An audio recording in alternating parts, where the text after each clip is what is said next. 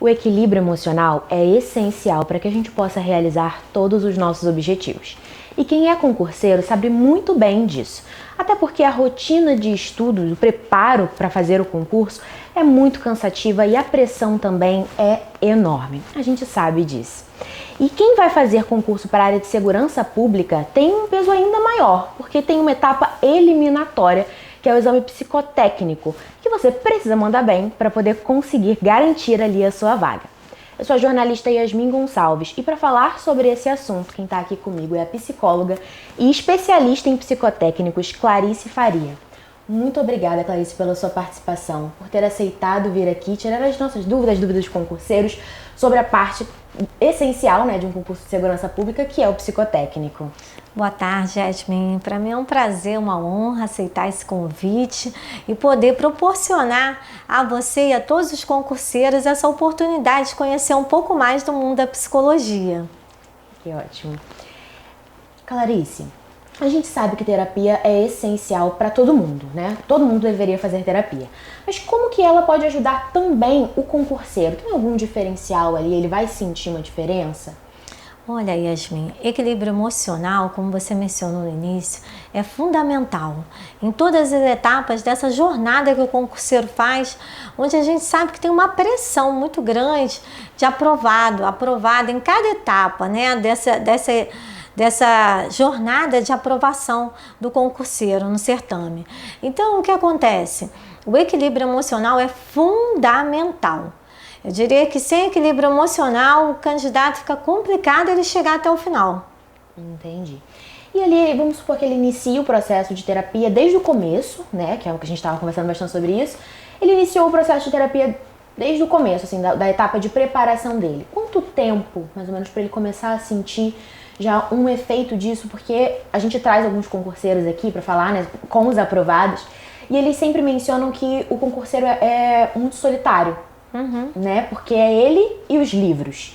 Então, ele começando essa terapia desde esse processo de preparação para o concurso, quanto tempo ele vai vendo ali que ele já vai se sentindo um pouco melhor, talvez um pouco menos solitário, assim? Yasmin, essa questão da entrega, do tempo determinado, é uma questão que depende muito do quanto a pessoa chega para se entregar no processo de terapia.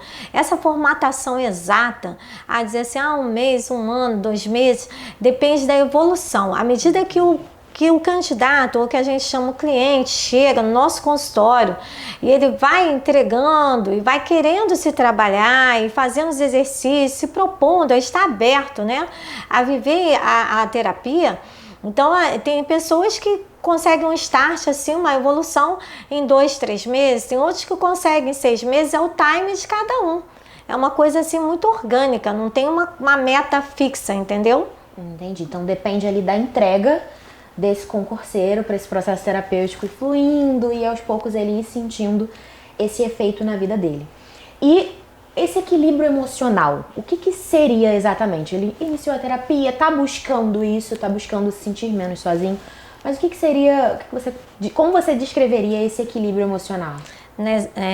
Na questão específica do concurseiro, é ele saber que todo aquele sacrifício, porque ele faz um sacrifício social, É o momento que um concurseiro decide, eu vou focar nesse concurso, o que ele faz? Ele abdica de muito evento social, de festas, reuniões familiares, e aí, como você falou, a vida dele fica os livros, ele, o computador, ele e os estudos, E realmente ele se sente muito solitário. É saber que aquilo tudo que ele está fazendo é para ele mesmo, Então ele seria para autorrealização dele e para um benefício lá na frente, uma autorrealização, uma satisfação pessoal que teve todo um sacrifício dele, teve toda uma colaboração, participação exclusiva dele. Entendi. Como eu falei, todo mundo deveria fazer terapia, mas a vida do concurseiro ela é um pouco mais complexa, porque geralmente ele acaba tendo que equilibrar muitas coisas. Vida pessoal, trabalho mais estudos para concurso e às vezes ali um pouco de descanso, um preparo físico é obrigatório, principalmente como a gente está focado na quem vai fazer concurso para segurança pública, ele também tem que conciliar ali o preparo físico, também tem que conciliar ali uma alimentação regular. Então ele acaba tendo que conciliar muitas coisas em uma rotina e todo mundo tem a mesma quantidade de horas, né, no dia. Existe alguma questão diferenciada, algum tipo de acompanhamento diferenciado para essa pessoa que tem tantos afazeres, que tem tantas tarefas num dia? Olha, Yasmin, o que a gente sugere é que a pessoa vá desenvolver isso, ela tem que canalizar para alguma área, né?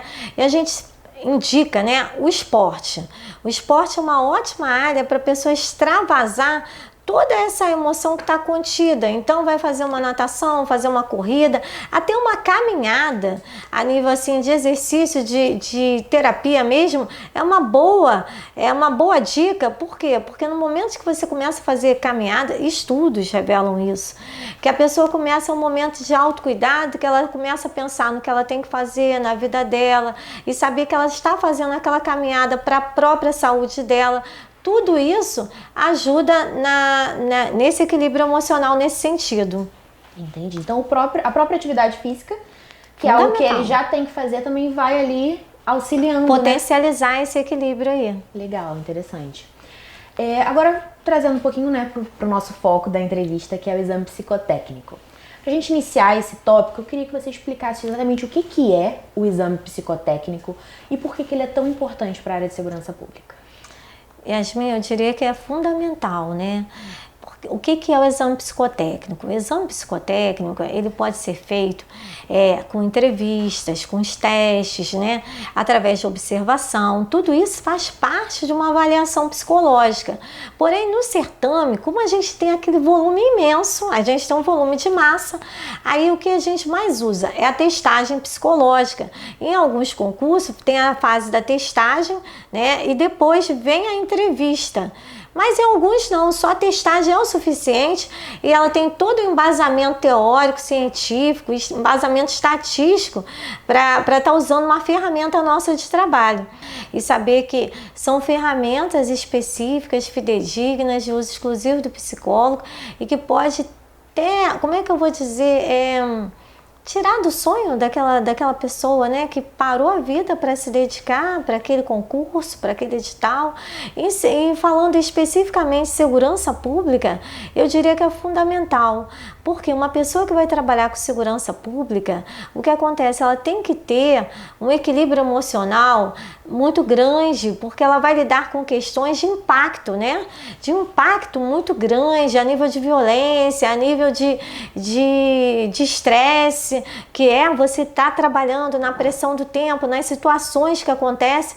Então ela é necessária, eu diria que fundamental na segurança pública, a avaliação psicológica. Não só a avaliação na testagem, mas eu diria que uma complementação, um suporte, no caso, para essas áreas de segurança, né? Um suporte que eu falo é todo um apoio. Aí teria que ter palestras psicoeducativas, teria que ter um acompanhamento a um setor específico de psicologia, oferecendo suporte emocional para situações assim específicas da corporação, né? Nesse sentido. Entendi. Então, a ideia do exame psicotécnico é realmente ver se esse profissional ele está apto ou inapto para essas situações de extremo estresse que ele vai se colocar ali na rotina dele de trabalho. Positivo, por quê? O conhecimento técnico, né, ele já provou que ele tem na prova objetiva discursiva. Mas às vezes você tem muito conhecimento, mas não tem o perfil para o cargo. Então, quando a gente o edital pede exame psicotécnico, é para ver se a pessoa se encaixa aquela demanda que eu quero, se tem aquele perfil ou não. Entendi. E aí, vamos supor, esse profissional, ele chegou nesse estágio, o que exatamente, você puder compartilhar, o que exatamente seria avaliado para entender se uma pessoa tem um perfil para ser colocado em extremo estresse? Por exemplo, a questão de como ele lida com ansiedade, como ele lida às vezes com o nervosismo de estar se submetendo a um teste, como que funciona? É assim, para a gente chegar, deixa eu ver se eu entendi bem a sua pergunta. Você quer saber como se traça um perfil? Sim, para entender como que é avaliado, se uma pessoa se existe nessa pessoa um perfil de que ela está apta ou inapta a se expor a essas situações cotidianamente. Então, o que acontece? Para saber se você tem um perfil ou não, a gente tem que montar esse perfil. Como é que a gente monta esse perfil? Por exemplo, a gente sabe que para trabalhar na segurança pública, a pessoa precisa ter um equilíbrio emocional acima da média, ela precisa ter uma agressividade controlada, e eu vou fazendo um ajuntamento de características, e é por isso que lá, quando está lá no edital, ele está dizendo assim, ó, controle emocional superior, agressividade média, impulsividade baixa, e aquilo dali são todas as características que a banca, no caso, está exigindo. É uma demanda. E aí eu vou saber se eu atendo ou não aquela demanda, aí eu aplico a testagem e vejo se encaixa ou não naquele perfil, porque às vezes você tem um conhecimento, mas não encaixa no perfil, entende? Clarice, queria que você explicasse pra gente um pouquinho sobre como que é feito essa elaboração desse teste, desse questionário. A banca, ela disponibiliza lá um perfil específico que ela quer. E aí, como que o psicólogo, né, entra para poder formatar e formular esse exame psicotécnico? Então, Yasmin, a gente trabalha assim. Eu preciso formar um perfil. Como é que a gente forma esse perfil? Por exemplo, você me pede assim, eu quero uma secretária. A gente sabe que uma secretária, ela tem que ter um bom relacionamento interpessoal, tem que ser dinâmica, ela tem que ser atenciosa.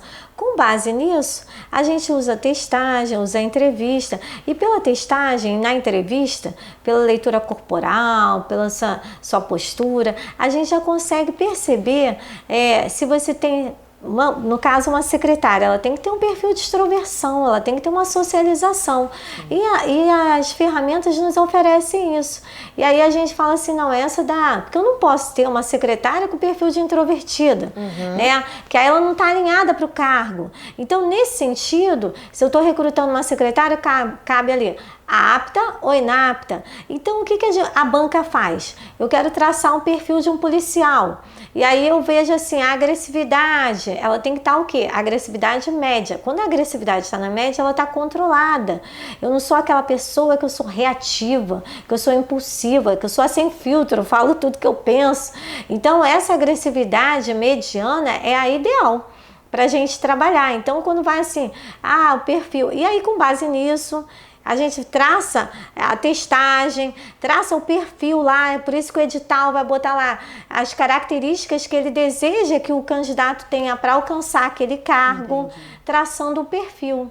E aí o psicólogo entende esse perfil, e aí é a responsabilidade de vocês poder formular como que vai ser feito para poder encontrar essas pessoas. Positivo.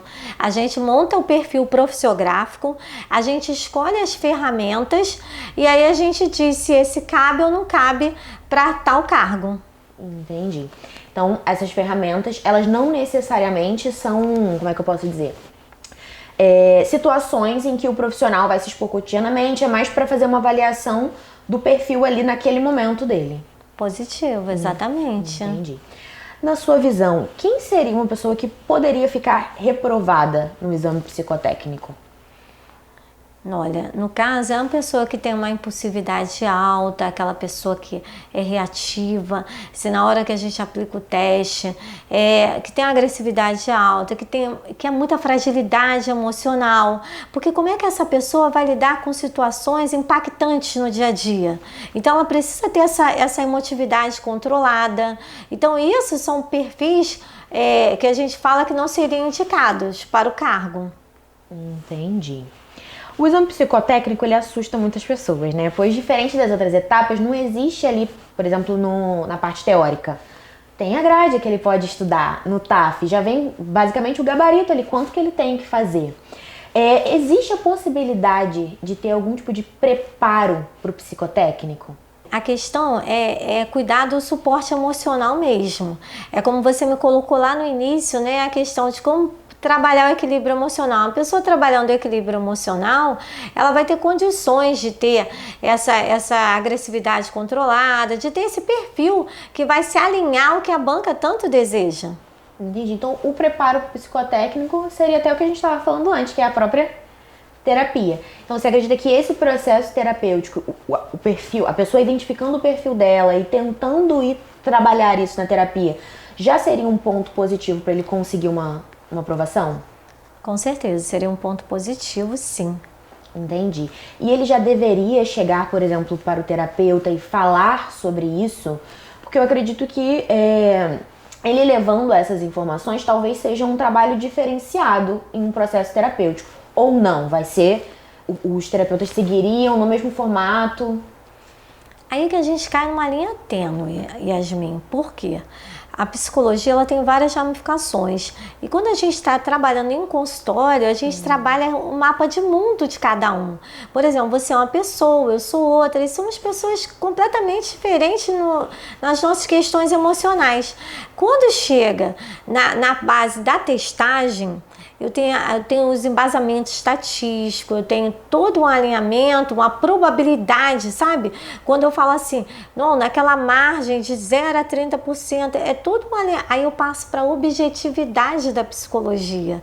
Por isso que cabe o apto e o inapto. Porque se a gente for analisar o processo, aí fica muito na subjetividade, entendeu? Entendi. Mas ele poderia... Tentando explicar isso para o terapeuta, você acredita que tem a possibilidade dele fazer um preparo diferenciado ou não? Eu diria que seria um especialista específico, especialista, né? Que já tenha um pouco de conhecimento sobre a parte de concursos, até para poder ficar ciente de qual é o próximo passo a partir de agora. Identificou um processo, vamos colocar assim, de preparação para o psicotécnico, que é, como a gente falou, é uma etapa que às vezes assusta muito por não ter um direcionamento muito bom sobre o que fazer, sobre o que ser feito. Mas talvez achar um especialista para ele começar já desde agora e trabalhando algumas questões específicas dele, como pessoa, que vai ajudar nessa etapa. Vai ajudar bastante, principalmente se essa pessoa não tiver nenhum bloqueio com essa questão de provas, porque às vezes a pessoa entende que o psicotécnico é ali, né, como tem essa questão de aprovar ou reprovar, fica assim, eu tenho pânico de prova. Então tem essa questão também que se a pessoa não for trabalhada, é uma questão que pode ser trabalhada em terapia que vai ajudar bastante. Tá? Mas aí a gente tem que diferenciar essa questão, porque a terapia trabalha as suas questões individuais, a sua questão mais pessoal e a psicologia na testagem, ela é bem objetiva. Você tem que estar dentro desse padrão. Entende? Que os testes foram feitos com a padronização, com embasamento estatístico. Tem teste que aquela folha para chegar à sua mão demorou às vezes 1 ano, 2 anos, que foi todo embasamento teórico, foi a população amostra, aí foi vendo na região centro-oeste, sudeste, e aí traçou o alinhamento, fez o desvio padrão, a amostra, e chegou àquele consenso que tal desempenho é esperado para aquilo, entende? Entendi. Você falou sobre a questão do nervosismo. É possível que um concurseiro tenha o perfil, você falou sobre agressividade, né, estresse, enfim, tenha o perfil certo, mas às vezes por conta desse nervosismo, de incerteza, de não saber muito bem o que está sendo esperado dele, que ele não consiga a aprovação? É possível, infelizmente, e é por isso que eu dou tanto paralelo à testagem, eu acabo dando mais suporte emocional. Tem candidatos que quando chegam nessa fase, o que eles mais precisam é do suporte emocional. Daí a importância da terapia. A terapia e a psicologia na fase da testagem, elas andam lado a lado. Porque nesse caso que você está me colocando, se essa pessoa precisa trabalhar essa questão aí de controle emocional. E aí a terapia ia fazer todo sentido. Entendi. Então, assim, o nervosismo frente a essa situação também está sendo analisado. Positivo, que fica, o nervosismo nada mais é do que um descontrole emocional. É quando eu não dou conta daquilo que eu tenho que fazer e aí a emoção toma conta. Daí o nervosismo. Entendi. Realmente a terapia é essencial. A gente tem um concurso agora em andamento, que é o da Polícia Civil. Os concurseiros, eles estão na fase do TAF já, e a próxima etapa é o exame psicotécnico. A gente sabe que você não pode compartilhar, infelizmente, como que funciona. Mas tem algumas dicas, vamos supor que ele não tenha condições agora de procurar um terapeuta. Tem alguma dica que você possa dar para ele ir se avaliando, ele ir começando a tentar melhorar, né, questão de agressividade e tudo mais, para ele poder conseguir ali a aprovação dele? Olha, Yasmin, eu te dei a dica do esporte, né? O esporte é super importante, que ele trabalha a questão da disciplina. A gente tem também a respiração. A respiração, ela oxigena a mente, ela traz um equilíbrio, é um ótimo exercício para a ansiedade. A gente tem também a questão a gente pode fazer mindfulness, que é a questão de concentração, focar. Então tem aplicativos, tem a questão de fazer, tem o Insight Time, que gente, peraí que deu branco agora, esqueci o nome. Daquilo que a gente... Meditação, entendi. Então vamos lá, voltando. Tem o Insight Time, que é um aplicativo para você fazer meditação, porque a mente do concurseiro nessa etapa está muito agitada. Imagina, então ela precisa ser acalmada. Então a meditação, ela dá uma base de equilíbrio bacana para a pessoa ter essa condição de poder fazer a prova também. Então você já deu boas dicas. Esporte, meditação, técnicas de respiração, tudo isso, mesmo, é óbvio que a gente recomenda, né, que ele faça esse acompanhamento psicológico, mas com essas técnicas você acredita que ele já vai chegar lá uma pessoa mais preparada para conseguir essa aprovação. A gente estava falando um pouco sobre a questão de estar apto e inapto, mas uma coisa é a pessoa conseguir estar apta em um determinado momento ali para ela conseguir garantir a vaga dela, e outra é no decorrer dessa profissão, né, como as coisas vão fluir e acontecer. O teste psicotécnico, ele é um tipo de preparação para que essa pessoa consiga lidar com as questões do dia a dia da profissão na área de segurança pública? Ou apenas é uma questão avaliativa de ele tem condições, ele não tem condições? Não, se a gente falar que ele é uma preparação, ele é uma pré-avaliação. Eu consigo perceber se você tem potencial ou não. Então ele é um instrumento muito decisivo, aliás ele é decisivo, né? Muito decisivo, né? A testagem ela eliminatória, mas exatamente, ela é decisiva, né? Nessa etapa do concurso, porque com base nessas ferramentas de trabalho que a gente fala, eu consigo dizer se é apto ou não pela questão do controle emocional, pela questão da agressividade, por todos esses traços que a ferramenta me dá. E aí eu posso dizer o apto ou inapto mesmo, que já vai enquanto profissional, me respaldar de, não está indicado para o cargo, é melhor parar agora, do que a pessoa que não tem controle emocional suportar a pressão que é trabalhar em ambiente de segurança, que a gente sabe que o Rio de Janeiro é o Rio de Janeiro, né? Então a gente sabe que é uma pressão muito grande, são muitos casos, às vezes de família, casos de facção, casos de dia a dia, então que ninguém está livre disso. Então a pessoa tem que ter um controle emocional acima da média, e se a pessoa não tiver, aí vai acontecer o quê? Vai fragilizar, não vai dar conta do suporte, como é que ela vai ter o porte de arma? Então, paralelo a isso, a própria resolução que ela diz que você tem que usar o porte de arma, para liberar o porte de arma, é necessária avaliação psicológica a cada 2 anos. A legislação fala isso. Então, quem tem o porte de arma, automaticamente, já no concurso, já faz 2 coisas em uma. Eu vejo se você tem condições ou não para o cargo e tem condições de usar o porte de arma também. Já é uma ferramenta só. Entendi. Então, tudo isso já no psicotécnico. Então, ele já sai com porte, inclusive, após finalizar o psicotécnico, ele já vai sendo apto, estando apto, ele finaliza, é aprovado e também garante o porte de arma dele. Positivo. Informação interessante. Essa questão da fragilidade que você falou é um assunto bem delicado, né? E a gente vai entrar nesse tópico agora, porque o índice de suicídio entre policiais cresceu 55% entre o ano de 2020 e 2021. E eu queria saber, na sua visão, como que deveria ser o preparo psicológico durante a execução da atividade dele, né? Durante o trabalho. pra gente poder tentar, às vezes, reduzir esse índice ou zerar, né? Que eu acho que é o que todo mundo deseja. Deseja, é verdade. Então, aí é aquela questão. Aí a corporação, né? No caso, vamos falar assim de uma PEMERGE, de uma corporação, né? Ela faz a avaliação psicológica para estar apto ao cargo, né? Que é a do concurso público, que a gente tanto vê essa questão. Porém, é necessário ter um trabalho que a gente fala de uma interação com esses profissionais que praticamente estão virando super-heróis nesse Rio de Janeiro, né?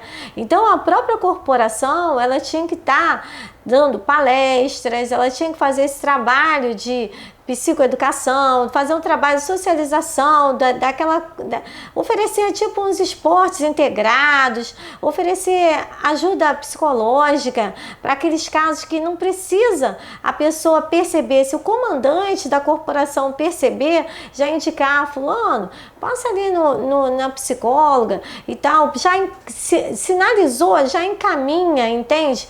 Porque o passo, Yasmin, da pessoa procurar é um passo assim muito evoluído. Isso requer muita evolução interna da pessoa, dar esse primeiro passo, ir lá, quebrar o ego, o orgulho, de ter que pedir ajuda, dizer que eu não dou conta sozinho.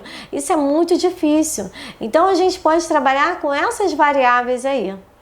Entendi. No caso, já está até previsto em lei que a corporação precisa oferecer esse acompanhamento psicológico. Mas às vezes existe uma limitação pessoal, né? Que é o que está impedindo esse profissional de buscar esse tipo de ajuda. Como você acha que poderia ser um formato de conscientização interno para tentar tirar essa visão que as pessoas têm de que terapia, como a gente tinha falado antes, é coisa de louco, ou de uma pessoa desocupada, ou de uma pessoa fraca? Então, aí cabe à corporação desenvolver um trabalho. Seria pegar uma psicóloga, formar uma equipe de profissionais e aí dar essas palestras, começar com trabalhos de terapia de grupo e perceber que a terapia não é nada esse bicho de 7 cabeças, que é cada um ali só colocando as suas emoções, colocando o que precisa, os seus pontos fortes, seus pontos fracos, e começar a ver que todo mundo ali está no mesmo barco, e aí começar a dar suporte nesse sentido de caminhar para o individual. Seria uma das alternativas, ao meu ver. Entendi. Então realmente precisa ser um trabalho em conjunto ali, né? Porque exato. Dificilmente o profissional, por conta própria, tem buscado essa ajuda aí. Os números mostram isso, né? Isso que eu ia falar. Aí daí as estatísticas, né? Que a gente vai lá trabalhar no Setembro Amarelo, de profissões de risco, profissões de pressão, que acabam a pessoa tentando ser forte, né? E acaba esmagando o seu eu interior e trazendo esse número tão grande assim para as estatísticas, por falta de autocuidado. Entendi, é complexo, é algo que a gente precisa, com certeza, ainda desenvolver muito, né? Principalmente porque o índice de criminalidade também tem crescido exponencialmente.